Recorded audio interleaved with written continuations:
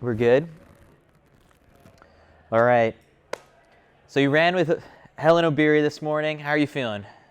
Good. A little bit, not wasted, but a little bit worn out. I mean, I ran yesterday morning. I ran from the hotel, which is very south in Soho, ran up to the Central Park, ran with Helen and Tade. Abraham Tadesi is a Swiss marathon runner. And Tade at the end, he got faster and faster and faster. And of course, I want to keep talking to him, and then I also had to return to the hotel. So it was a long day. And but fun. And it's always, it was super exciting to actually run with those two champions. When you take a step back to process all of that, you're running with one of the fastest track runners of all time. And this is all because of this journey that you set off on just over a decade ago. I mean, do you pinch yourself sometimes, realizing like you made this all happen through hard work and look at where you are now? Yeah, it's pretty much. I mean, every now and then you think, wow, this is really happening, And then, like in Eugene, you've been in Eugene and in the stadium, and you watch the people in the stadium, not only the athlete, but just the spectators. You think, wow, this is really athletics, And then on the highest level, maybe Olympics, right? This is another step up. But besides that, it's the World Championship, and you see athletes, and then they're wearing your clothing, your logo, our shoes, right? So it really makes me feel proud, as a former athlete myself. But then it's also what I've always dreamt of, right? If I ever had the chance to actually build team, OAC, the On Athletics Club, or also individuals like Hellen Obiri, or just the two of them I mentioned, Abraham Tadesi, many others that joined. It's very rewarding to see them not only trusting our brand, but also feeling super comfortable what we do. And as you probably know, it's more than just. Again, I've been in shoes of an athlete. It's more what we do at On. It's more than just putting an On logo or our logo on the chest of athletes, putting some money on their account and say, go run. And if they're good, clap them on the shoulders. If they're not, maybe give them a kick in the butt in 2 years and say, bye.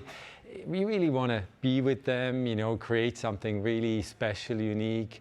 And we know, you and I know, I've been an athlete, an elite athlete, and been in their shoes. And I've always missed a few things like, giving feedback on products, and also, there's like recovery. As a young athlete, you don't have an idea about, how to pay taxes, how to really make sure the contract is set up right, or it's those little things, health insurance, everything, and then nutrition, mental training, and that's all we want to create it on. So maybe a long answer, sorry, but it's just, as you can tell, it's at the bottom of my heart. I really feel this is what I often get up in the morning and say, wow, this is really us, and open the newspaper, and then I see, like in Eugene, Hellen Obiri coming second, winning silver medal. And yeah, let's see what she's capable of on Sunday. Yeah. So first marathon for her. It's exciting. Yeah. For you, when did the vision to get involved in running like this begin? I know we have limited time, so the Spark Notes version of just like where this journey really began for you. It began, and maybe this is going to be a little long answer, but I try also to be short. But it started when I was very young, 5, 6 years old. I really felt like, I want to go out there and run. And I ran, and my dad saw that and said, hey, I can sign you up for a little race, local race. I think it was a K or 2. And I did join, and I loved it. I loved, being in this herd of boys. It could have been little girls too, but it was that, boys club of maybe 20 young kids lining up, and then the gun went off, and you had the shoulders going, you heard the feet clapping, and the breathing went quicker, and it was just that fighting. And then at the finish line, it wasn't so much about winning, it was more that being with that crowd and having, the same initial goal, just to make it to the finish line as quick as you can. And at that age, I'm pretty sure, as I recall, it was nothing about winning. It was more like just being a runner. And when I came older, it was a bit on and off with sports. I always knew I had talent. I was built skinny, not very tall for a long time. I'm at 6'2" now, but for a long time I was one of the smallest kids, but still I had the ability to go long, right? Not so much quick, but long. And yeah, becoming a pro in triathlon, in endurance sports, short course, only 3 years, then shifted to long course. And yeah, made it my job for a long time. And you know, if you spend so much time training, I mean, especially long distance, right? I mean, you can't think about running all the time. So, of course, in a different way, but not my running, how I run and my performance. And I often had the idea, how could actually a different running feel or a different running sensation feel like? And I had ideas because I thought pretty much all the brands, and maybe I was supported by 5, 6 different brands throughout my career of 14 years or 15 years being an elite athlete. I thought there's room for not another running shoe per se, but there's definitely room for another running feel. And that got me going and didn't let go anymore. And I just thought, hey, how cool would it actually be to touch people with a different running feel, that feel that I had when I was 5, 6 years old, you know, running in that herd of boys or just kids. And it was like effortless, it was free, it was that, you know, breathing freedom that I had. And it was just almost, I didn't, you know, back that age, you didn't care about running shoes, right? It was about just running. And I just tried to bring that feeling of careless and again effortless back into shoes, but not only shoes, we do apparel too, right? The same thing in apparel. And this is just something that is and will be rewarding it also in the future. That's why as you know, I'm just one of the 3 founders, but also David and Caspar. I want to make sure we are very close to products. Shoes as apparel, and maybe for me even more, because again I'm then in between the intersection of athletes, innovation and performance, and that's you know, super cool for me because it keeps me young. I'm 54 now, but I totally don't feel that age. I feel much younger because I spend a lot of time with the younger people within the company, but all the athletes, as you know, from OAC with support, Helen O'Beary, all these athletes are so much younger. It makes me feel, only the day then, like this morning, I feel the true age, you know, the biological age when I go run with them, that maybe I'm not that fast anymore, but that's all okay. So you were pitching a feeling that you know, wanted other runners to experience, and at the time, I guess, like, you know, and kind of doing a little bit of my homework for this, you pitched this to Nike. They say no, it's crazy. Then how do you get, you know, what did you assess in 2009, 2010, around that time that was missing in the running space that you felt you have this idea that there's a place for? I think, and you're right, I pitched it to a couple brands, you know, I mean, it was friends of mine, right? I was sponsored by them, so I said, hey, I have this idea. I shouldn't say they didn't really listen, but they didn't really care. You know, they listened and said, yeah, maybe. Some said, hey, if that could really work, I mean, you know, our innovation team would have picked that up a long time ago and made something out of it. It's too simple. It's too simple. And then some said, maybe it could be done, but you know, this like garden hose pieces, you want to put that in a shoe, and it's like, it's difficult, you know, it's going to be, maybe it's going to be impossible to do. And you know, with my athlete mindset, impossible means always, wow, this is interesting, let's try. You know, it's just said, instead of saying no to me, or exactly, I mean, when someone says no to me or says it's impossible, then I just get going. So that was 2009, 2010, where I really felt, hey, if no one's really, you know, supporting me from my old family, my sponsors like Nike, Adidas, and New Balance, hey, why don't I just try myself? I tried maybe half a year, and then I reached out to Caspar and David, because I knew if there's some room, not only to actually make it as a shoe, you know, with the technology, but if I want to build the business, I need some more brain power. And yeah, I think we have proven a good team. Tell me more about that first prototype. Like, what did it look like? Where is it now? Because I see the auctions when the original shoes come out. These things are going for hundreds of thousands and millions of dollars. That's a pretty prized possession too. It probably would be by now, but you know, for a reason we call still now when we have ideas, crazy ideas, and we is different teams in the company. That's design, innovation, shoe development, engineering, science, even marketing. You know, we get together to a workshop, and we call this workshop monster workshop, because these shoes usually they look ugly, or sometimes we call them Frankensteins, because that's how they look. You know, we take different competitors, cut them apart, and then glue them together again.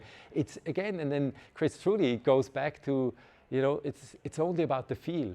Especially then, you know, at the beginning, it's only about the feel. And I think yeah, that shoe didn't look really nice. You know, and again, it was I think it was even the very first prototype. You know, we weren't really able to afford to build our own shoe, or to go to a factory and then have made a shoe out of, you know, a proper outsole and proper molds. So we took existing shoes, running shoes, and glued pieces of garden hoses on it. And it looks, I mean, I have a pair at home, and they look ugly. Obviously, they look ugly, but they work. They transformed that unique feel, and that didn't let go myself, David, Caspar, and now, you know, it's a movement of millions that are hooked to the feel, maybe the looks, hopefully as well, the comfort, many things. But yeah, it's crazy to see, you know, with simple things, how simple thoughts can actually turn something into, yeah, into in this term, into a running shoe that can help so many, or so many love. Mm-hmm. So very early on, you enter the space that is super competitive with these giants that have been a part of the industry for many years. And so I'm sure you got warnings. It's like, you don't want to get into that. It's owned by so many people. But why? Where did your curiosity lead you that now you're the fastest growing running brand out there? Now you are a competitor, and that happened fairly quickly. I think again, Chris, it probably goes really back to that, you know, athlete mindset. If someone says no, someone says, oh, it's going to be hard, someone says it's going to be impossible, or it's going to be a problem, it's going to be challenging, they say, hey, that's why I want to be there, because no one, you know, tried. No one tried to make that possible. I mean, you know, first time we went to Asia, to China, to actually talk to the engineers to make the mold happening, everyone shook their head and said it's impossible. And if you want to make it, you know, it's like 10 times as much as any other mold. So you can't sell a shoe like for $500, not as a new brand. And we knew that's not going to happen. And all they threw at me was impossible, impossible, impossible. I said, so, okay, I accept, but how are you going to do it? And they said, you don't get it, it's impossible. I said, no, you don't get it. How are we going to make it happen anyway? And yeah, I mean, you know, probably being a coach, being an athlete, I understand sometimes to, you know, set that spark in people, that they trust me and say, okay, you know, if he really believes so much in his idea, that they then, you know, join the team. And that happened also in China, and then still happens nowadays. If we have ideas in the monster workshops, you know, people at the beginning often say, hey, he has a crazy idea, or he's out of his mind. But then finally get them on board, and we can turn that little spark into a forest fire. And that's then the cool, you know, cool thing when that's happening, when all the energy is aligned and things are rolling. I mean, so many times happens with many products. Is it the Roger? Is it the Cloud, Monster, Flow? You know, but it's when that moment really gets going is when unique things happen.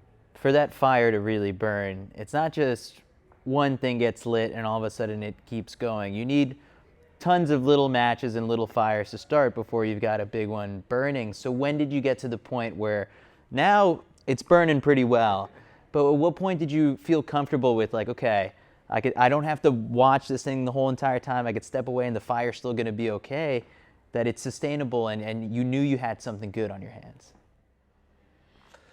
I think maybe only 3 years ago, when I really felt like for the first time, oh, the team is strong enough. I mean, the team around me, which is innovation, R&D, right, science, engineering, and all that, and development of shoes. Yeah, not too long ago, but still, I think, still nowadays, you know, we have the size of only, you could say already, 2,000 people worldwide. But it needs still that fire, to be lit on, as you said. You can't just watch it burn. I mean, you have to feed it all the time, and that's what Caspar, David, and I are so passionate about. We are not leaning back or stepping out. Many people, even within the company, but also friends said, oh, you IPO, we IPO'd pretty much a year ago. They said, oh, now you're stepping down, okay, you cashed out.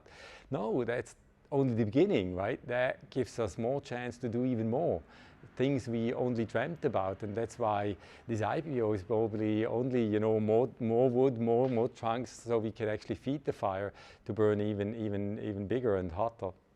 So about 3 years ago, is also around the same time that the concept and the idea for the OAC came about. For the running audience, the track and field fans who follow and listen to the show, they want to hear sort of like, where did On, decide that investing in professional athletics was important? Was that something that came up in, from your side of things, or how did that come about?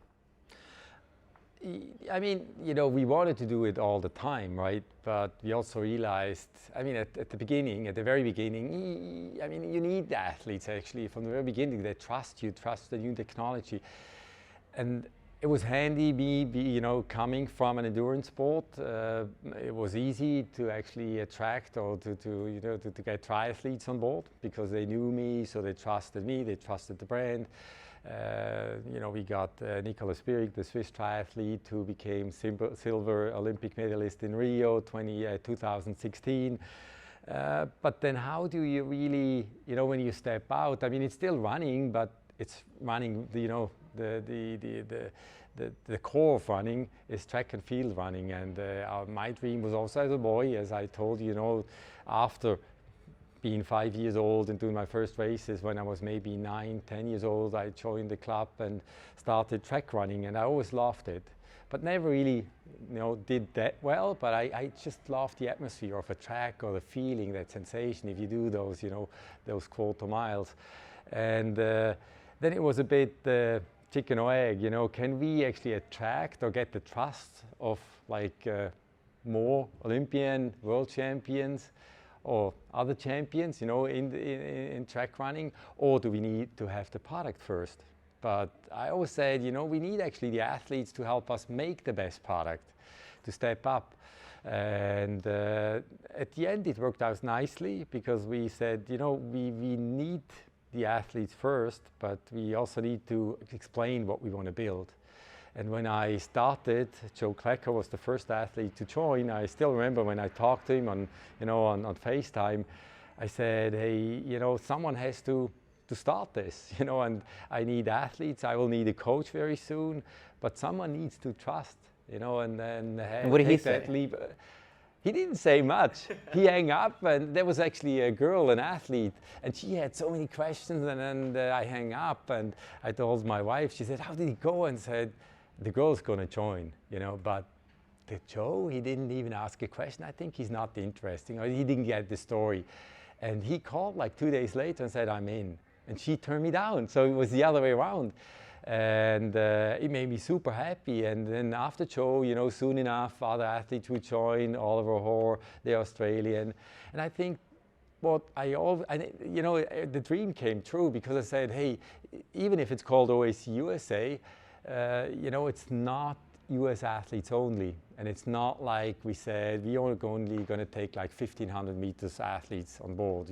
We said let's mix different disciplines, different nationalities, because if you have all the same nationalities, what's going to happen at trials. Only 2, maybe 3 spots. Now two people can qualify, and then you have a fight within the team. I mean, to a certain level, that's all fine, right? You want to push yourself to the limits, but not over the limit that you get overtrained, injured, or anything.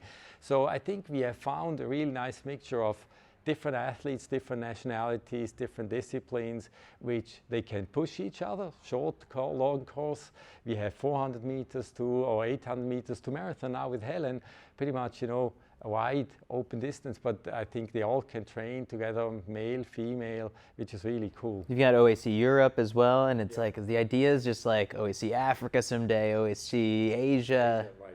Is that the where we're going now, or what? No, absolutely, absolutely. I mean, we just launched OSC Europe this summer, much younger athletes. I mean, that's also one of my dreams. I said, hey, this is great what we built in the US, but we should even start earlier. You know, have the talents when they are super young, when they need really guidance, support, not only, as I told you, not only financial support, but guidance. Guide them to, you know, become a champion, how to become a champion, and then give them the chance, you know, like they spend a lot of time in the Swiss Alps in the high altitude training, or they go to Boulder if they, you know, are talented enough. We send them to Boulder to train with the OSCUS, with the older guys, which are still not that old, right, for 20, 26 years old. But that's a bit the take we have. So each OSC team has a different flavor too. Like Europe, again, as said, is much younger, and USA is very mature, has already built champions within 12, 18 months of, you know, since we founded it, which makes me super proud. I mean, we never, even Dathan, the coach, never expected to be so successful after such a short time. This is all happening really fast, where it's like we're talking about 2010, then, you know, just 3 years ago, you're like, all right, we've got this fire going. So it's like, I know typically the question is the five years from now, where do you see things going? But like, do you have to slow yourself down and think that things are moving very fast, that it's hard to predict? I don't think they're moving fast. They're moving in the right direction, and they have a good speed, a good momentum. Like, you know, we signed Gustav Iden, a world-class triathlete from Norway, just 6 weeks before the World Championships in Kona. And signing the contract, the agent says, you know, don't even think about, you know, he's not running. You know, we talked about it, he's not running your shoe in Kona. It's too soon. He has to adjust, and still we want to make a great shoe, you know, that's going to surprise everyone. Oh, it surprised a lot of people. Yeah, but I was just about to sign. I mean, I already had put down Olivier, but not my surname. And I said, hey, we have to talk about this. It's still 6 weeks to go. But he said, no one can do a shoe in 6 weeks. I said, no one but us, you know. And so we did. We made a shoe for him, and he won, you know, and he claimed then, and I'm pretty sure, I mean, we took the shoe to the lab, they took the shoe to the lab, and I'm sure the shoe, you know, had maybe 2%, you know, advantage to all the other shoes. But it's just these things we love to do, right? And also there, after signing him and now winning him the World Championship in Hawaii, you know, like 50% of the top 10 male and female, they called me and said, I want to be part of your team. So that's what happens, right? And I think it's just a compliment and testament to the brand, to the product. I mean, it's the best, right? If athletes trust your brand, your technology, it's the best that can happen. So no, Chris, I don't think it's too fast. It's fast, yes, but hey, I like speed, so it's all good. What's the best part of your job? Because it seems like you have this joy that you bring to being involved in so many of these key decisions, whether it's, you know, signing a new athlete, overseeing new product, but what brings you the most joy? It's not a job. That's probably the best thing about it. It's actually because it's not a job. But look, Caspar, David, and I, as founders, we have the freedom pretty much to do, maybe I should say it like this, do what we really like, what we love to do, what we are passionate about, but also obviously what we feel we can contribute the most, right? And what also the teams profit the most from us, so if we contribute. And as you said, you know, I still love to be super close to products. It's not possible. I mean, for a long time, maybe for the first 7 years, I was able to test each and every prototype, and often I would run like 300, 400 Ks, so 200 miles in each and every prototype before say, hey, it's good, or still a little adjustment needed, or hey, this one's really out.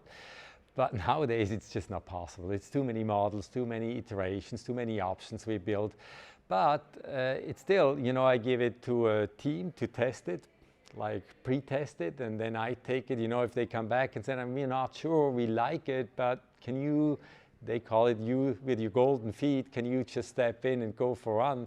And then I usually take them for I don't know, sometimes 30, 50, even 100 miles. I mean, not one run, right? Well understood. It's just taken for a couple runs, different runs on, you know, is it now flat roads in the city or gravel road, fire roads, or even to the mountains in Switzerland, and then come back. But again, in same apparel, so I love still testing and giving feedback to the team. And I know, again, it's like what I have missed, you know, being an athlete for so many years, for many brands. When, of course, it's a different setup, but when I give feedback now, people are listening, right? And they're making notes, and things are really change in the product, and then I talk to experts, which was really cool. That's one thing. And then, as you said, you know, making sure we get the right athletes. I mean, right athletes, it's not always about the best athlete, you know, the Olympic champion or the champion that has the most medal and titles. It's finding the people that have to, you know, that have charisma, have personality, but that have a story to tell, like Tim Don, you know, these athletes, like many. Also, Helen has a great story to tell. Tadi, who's Abraham Tedeschi, who has been a refugee and found a place and is now a Swiss citizen. It's great stories, and we love to tell those stories. Who is behind the face, you know, of Helen Obiri, or who is really Tade, who is, you know, Joe Klecker, and that means a lot to us to tell these stories, to give athletes a face and not a number. It seems to us is much more important. And then innovation, sustainability. I have 3 kids, and they have been asking me, and actually even just maybe to circle back a bit, you know, when I was an athlete, I realized that shoe business is probably not the cleanest shoe business in terms of impact. And I had a hard time when we sat together and said, hey, let's build this business, knowing now, hey, I've been an athlete, you know, putting a lot of shoes on landfill. Now we're even doing a business, starting to pull off a business and creating, developing, commercializing thousands of shoes, maybe at some point millions of shoes. So how can I really, you know, give back to the planet? And I think that's what we do so nicely. We live at the intersection of performance, design, and impact, sustainability. And we want to make a difference, and we really mean it. And we want to not only be part of that game, we want to be and become not only industry leaders, maybe hopefully a lighthouse that, you know, even hopefully, you know, is it Gucci or Louis Vuitton says, hey, if they can do that with running shoes, why don't we have, you know, similar processes, materials in our jackets, in our shoes, in our bags? And that's the goal we have. And we kicked it off with the Cyclone. That's, you know, a shoe that you don't own anymore. It's made of the one and same product chemically, and you can actually shred it and reuse it for other products, and soon enough maybe recycle and come back with another running shoe. Or Clean Cloud, you know, sucking the dirt out of our air, and then making in a long process, but still making in a long process, making outsoles for our shoes. Mm-hmm. So making statements in sustainability, and again, reducing the footprint is super important for me too. Again, I said I have kids, and they have been asking. Yeah. They've been asking for years, when are these shoes, you know, not, you know, when do they not have to end up on landfills anymore? Final question for me is more about sort of like the brand. I mean, you got a call from Roger not too long ago, and so he's part of it. You've got running, you've got lifestyle. How does this all live in harmony, just sort of for you and going forward? Like, how do you envision all of this coming together? Look, when we started the company, actually before we started the company, I told, you know, that Caspar David, who joined, said, so what do you think, Olivier? What's the potential of the technology? Oh, I said, it's huge. We could build tennis shoes, basketball shoes, you know, soccer boots, and running shoes. Golf, yeah, golf.